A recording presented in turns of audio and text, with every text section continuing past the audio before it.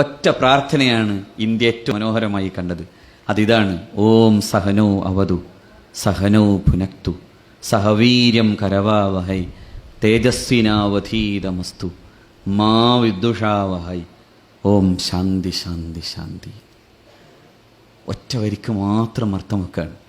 ദൈവമേ, ഞങ്ങളെ കാത്തുകൊള്ളണേ, ഞങ്ങളുടെ ഈ അധീത വിദ്യാഭ്യാസത്തെ പ്രകാശവത്താക്കണേ, ഞങ്ങൾക്ക് ഒരുമിച്ചിരുന്ന് ഭക്ഷണം കഴിക്കാനാവണേ. പക്ഷെ ഒറ്റക്കാര്യം, മാ വിദ്ദുഷാവഹൈ, ഞങ്ങൾക്കിടയിൽ സ്പർദ്ധയില്ലാത്ത സമാധാനം നൽകണമേ. ആ ശാന്തി നിലനിൽക്കട്ടെ.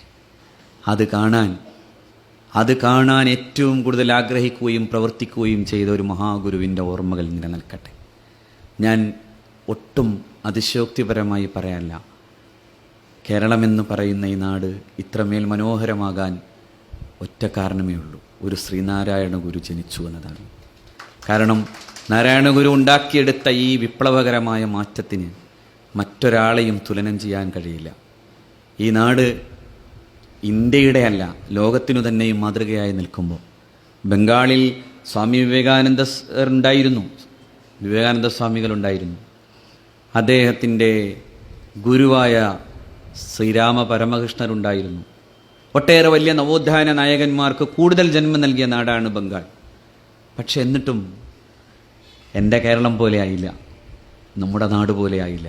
ഞാൻ എല്ലാ നാടും യാത്ര ചെയ്തൊരാളെന്ന നിലക്ക് മറ്റു സംസ്ഥാനങ്ങളിലേക്ക് നോക്കുമ്പോൾ അവിടെയെല്ലാം കാണുന്നതിനും അപ്പുറം സ്നേഹവും സാഹോദര്യവും സഹവർത്തിത്വവും എല്ലാം കാണാൻ നമുക്ക് സാധിക്കുന്നത് ശ്രീനാരായണ ഗുരു എന്നൊരു മനുഷ്യൻ്റെ ജീവൽ സാന്നിധ്യം ഇപ്പോഴും നിലനിൽക്കുന്നു എന്നതുകൊണ്ടാണ്.